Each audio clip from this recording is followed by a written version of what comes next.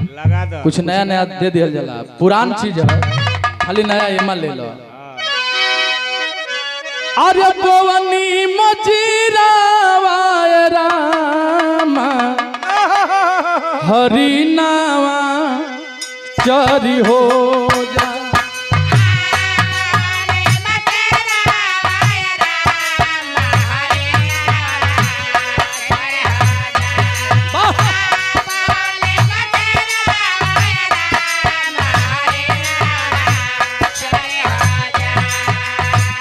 पानी के पियासल, पानी के पियासल, पानी के पियासल हरीना जमुना तीर होगा। पानी के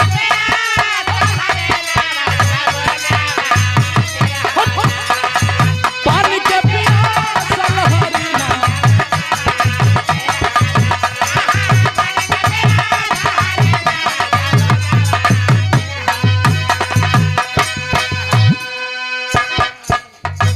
पनिया तो पियुए रामा आरा रवा बहुए हो खाड़।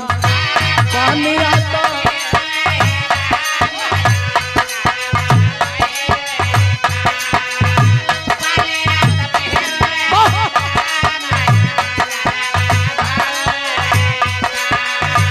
पनिया तो आरा पियुए रामा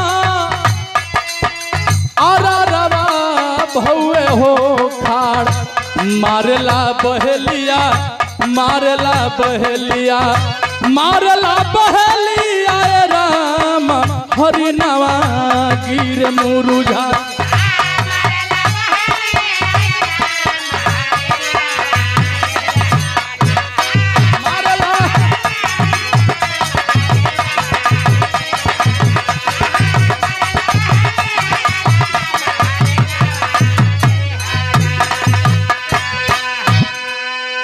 यह दुनिया से पिताजी के जनाजा उठ गई, लेकिन घर परिवार हितनात रिश्तेदार गांव के लोग इहे कहत बा बहुत बढ़िया आदमी रहलन, चल गए धरती से।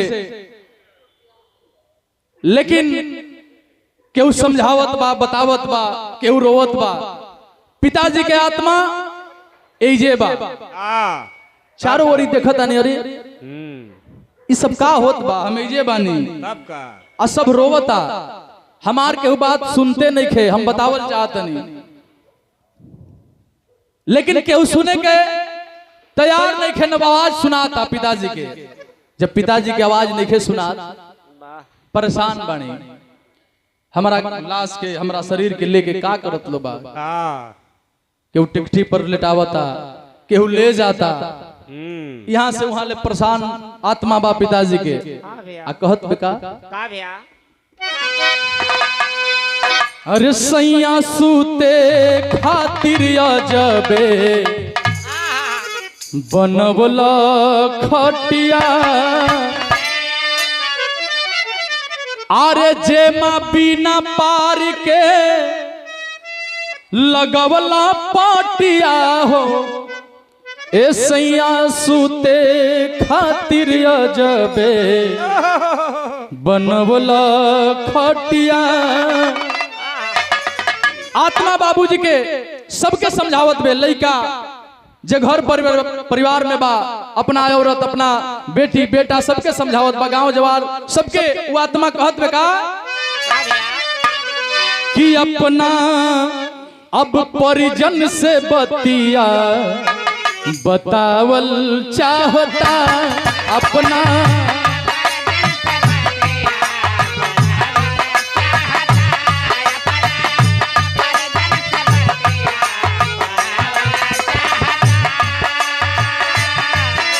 बड़े भैया आप सोनू यादव जिला पंचायत सदस्य सबके समझावत बा।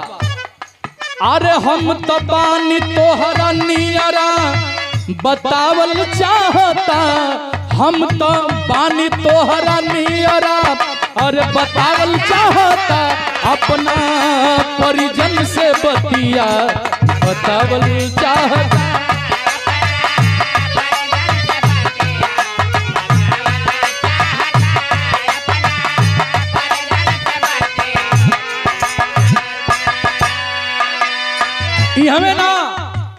बाबूजी के जब शरीर गंगा तट पर गई, लाश रखा गई चिता पर, अब जरावल जात बा, तब वो जो आत्मा सबके समझावत पे कैसे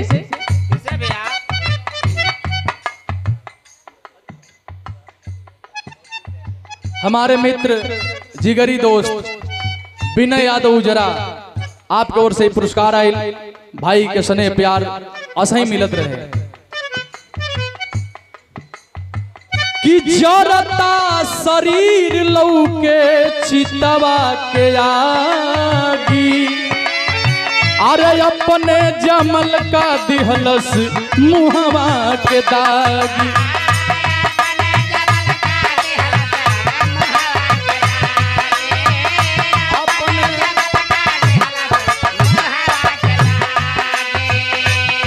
जरता शरीर लौके चितवा के आगी, आई अपने जमल का दिहलस मुहवा के दागी। आवैया से जब ऐजा घरे फिर आई लोग, अरे पानी पीपरा पर मटका से पियावल चाहता, पानी पीपरा पर मटका से पियावल चाहता, हम तो बनिया बनिया देखावल चाहता।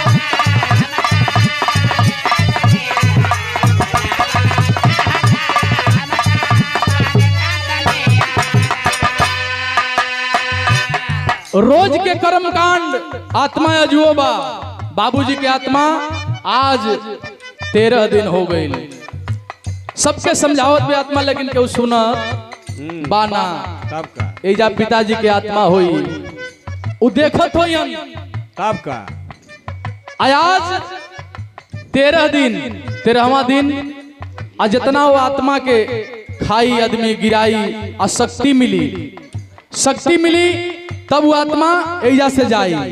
लेकिन कैसे कि बीतल आज 13 दिन हो खता श्राद्ध हो, अरे टूट गईल मोह माया रह लोग आबाद हो।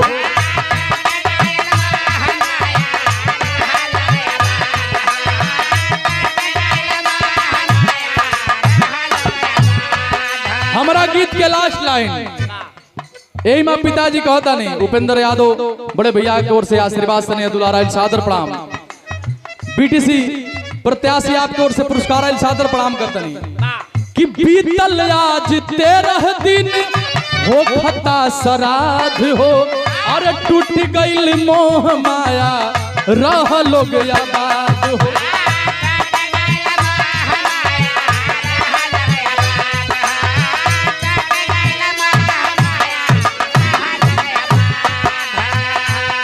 अरे परवेश गाजीपुरी से बतिया अब बतावल चाहता,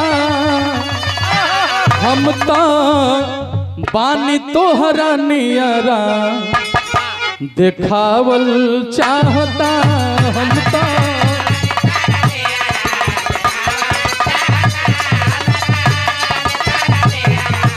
देखावल चाहता, हम तो